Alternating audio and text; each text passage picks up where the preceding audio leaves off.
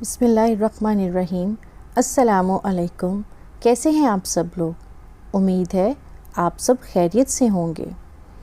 آج کی اس ویڈیو میں ہم جس عظیم اور پاک صحابی کے بارے میں پڑھیں گے ان کا نام ہے حضرت عثمان بن عفان رضی اللہ تعالی عنہ۔ خلیفہ راشد سوئم، کامل حیا و ایمان حضرت عثمان بن عفان رضی اللہ تعالی عنہ کا نام عثمان، کنیت ابو عبداللہ اور ابو عمر اور لقب ذوالنورین تھا۔ والد کا نام عثمان بن ابی العاص اور والدہ کا نام عروہ بنت کریس تھا۔ عروہ کی والدہ ام حکیم البیضہ تھیں جو جناب عبد المطلب کی صاحبزادی اور حضرت محمد صلی اللہ علیہ وآلہ وسلم اور حضرت علی رضی اللہ تعالی عنہ کی پھوپھی تھیں۔ آپ کا تعلق شہر مکہ کے قبیلے قریش کی شاخ بنو امیہ سے تھا۔ آپ کی پیدائش علامہ سیوطی کے مطابق عام الفیل کے 6 سال ہوئی۔ حضرت عثمان رضی اللہ تعالی عنہ کا شمار سابق الاولون میں ہوتا ہے۔ آپ 10 مبشرہ میں سے ایک ہیں۔ آپ کا شمار نبی اکرم صلی اللہ علیہ وآلہ وسلم کے اصحاب شورا میں بھی ہوتا ہے۔ امت مسلمہ میں کامل حیا اور ایمان کے الفاظ آپ کی ہی شان میں استعمال کیے جاتے ہیں۔ سیدہ عائشہ صدیقہ رضی اللہ تعالیٰ عنہ فرماتی ہیں کہ رسول اللہ صلی اللہ علیہ وآلہ وسلم اپنے گھر میں لیٹے ہوئے تھے، اس حال میں کہ آپ کی رانیں یا پنڈلیاں مبارک کھلی ہوئی تھیں۔ اسی دوران سیدنا ابو بکر رضی اللہ تعالیٰ عنہ نے اجازت مانگی تو آپ صلی اللہ علیہ وآلہ وسلم نے ان کو اجازت عطا فرما دی، اور آپ صلی اللہ علیہ وآلہ وسلم اسی حالت میں لیٹے باتیں کر رہے تھے۔ پھر سیدنا عمر رضی اللہ تعالیٰ عنہ نے اجازت مانگی تو آپ صلی اللہ علیہ وآلہ وسلم نے ان کو بھی اجازت عطا فرما دی، اور آپ اسی حالت میں باتیں کرتے رہے۔ پھر سیدنا عثمان رضی اللہ تعالیٰ عنہ نے اجازت مانگی تو رسول اللہ صلی اللہ علیہ وآلہ وسلم بیٹھ گئے اور اپنے کپڑوں کو سیدھا کر لیا۔ راوی محمد کہتے ہیں کہ میں نہیں کہتا کہ یہ ایک دن کی بات ہے۔ پھر سیدنا عثمان رضی اللہ تعالیٰ عنہ داخل ہوئے اور باتیں کرتے رہے، تو جب وہ سب حضرات نکل گئے تو سیدہ عائشہ رضی اللہ تعالیٰ عنہ نے فرمایا، سیدنا ابو بکر رضی اللہ تعالیٰ عنہ آئے تو آپ نے کچھ خیال نہیں کیا اور نہ کوئی پرواہ کی۔ پھر سیدنا عمر رضی اللہ تعالیٰ عنہ تشریف لائے تو بھی آپ نے کچھ خیال نہیں کیا اور نہ ہی کوئی پرواہ کی۔ پھر سیدنا عثمان رضی اللہ تعالیٰ عنہ آئے تو آپ سیدھے ہو کر بیٹھ گئے اور آپ نے اپنے کپڑوں کو درست کیا، تو آپ صلی اللہ علیہ وآلہ وسلم نے فرمایا، اے عائشہ، کیا میں اس آدمی سے حیا نہ کروں کہ جس سے فرشتے بھی حیا کرتے ہیں؟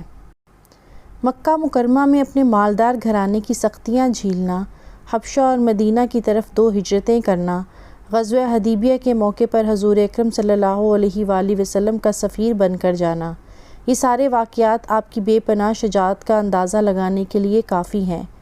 ایک حدیث شریف میں ہے کہ جو شخص خفیہ صدقہ دینے پر قادر ہو وہ اللہ کی مخلوق میں سب سے مضبوط اور طاقتور ہے۔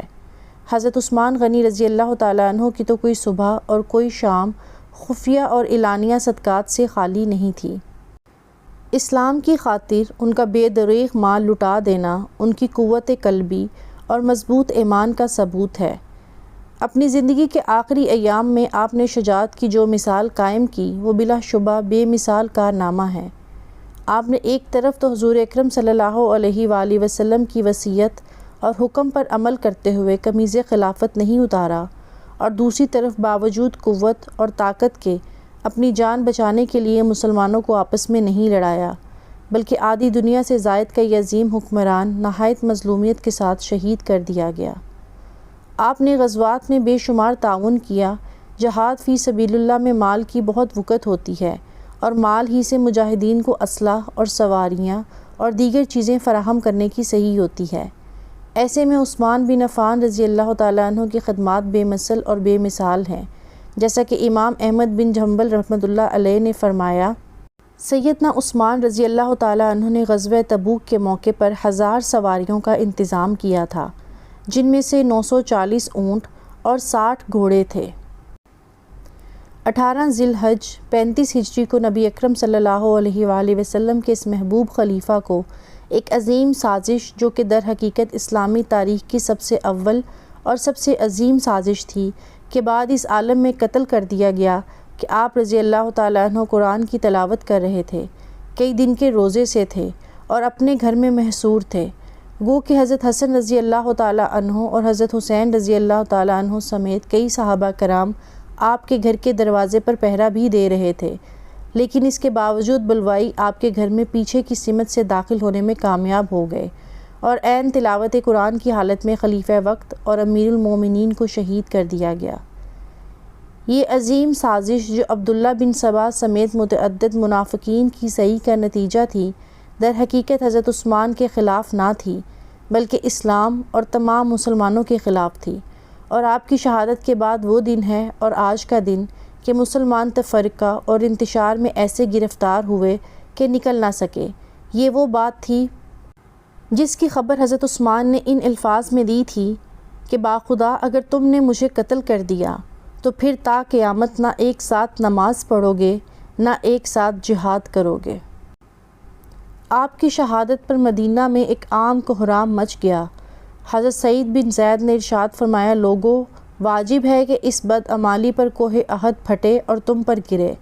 حضرت انس نے فرمایا، حضرت عثمان جب تک زندہ تھے اللہ کی تلوار نیام میں تھی، اس شہادت کے بعد یہ تلوار نیام سے نکلے گی اور قیامت تک کھلی رہے گی۔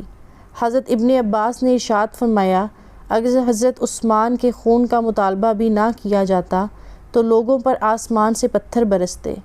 حضرت علی رضی اللہ تعالیٰ عنہ کو جیسے ہی شہادت عثمان کی خبر ملی، آپ نے فرمایا، اے اللہ، میں تیرے حضور خون عثمان سے بریت کا اظہار کرتا ہوں۔ اور ابن کثیر نے یہ بھی نقل کیا ہے کہ حضرت علی رضی اللہ تعالیٰ عنہ حضرت عثمان رضی اللہ تعالیٰ عنہ کے پاس جا کر ان پر گر پڑے اور رونے لگے، حتیٰ کہ لوگوں نے خیال کیا کہ آپ رضی اللہ تعالیٰ عنہ بھی ان سے جا ملیں گے۔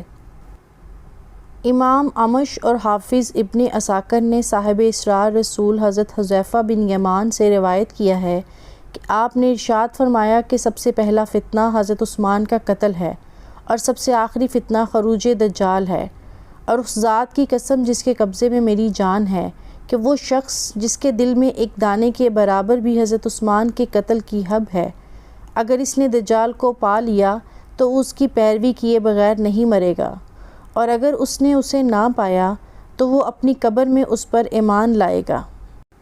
علامہ ذہبی نے حضرت عثمان کے کمالات و خدمات کا ذکر ان الفاظ میں کیا ہے، ابو عمر عثمان ذوالنورین تھے، ان سے فرشتوں کو حیا آتی تھی، انہوں نے ساری امت کو اختلافات میں بڑھ جانے کے بعد ایک قرآن پر جمع کر دیا۔ وہ بالکل سچے، کھرے، عابد، شب زندہ دار اور صائم النہار تھے، اور اللہ کے راستے میں بے دریغ خرچ کرنے والے تھے، اور ان لوگوں میں سے تھے جن کو حضرت صلی اللہ علیہ وآلہ وسلم نے جنت کی بشارت دی ہے۔ آپ کے خلیفہ بننے کے بعد اسلامی لشکر نے افریقہ تک کے علاقوں پر اسلامی پرچم لہرائے۔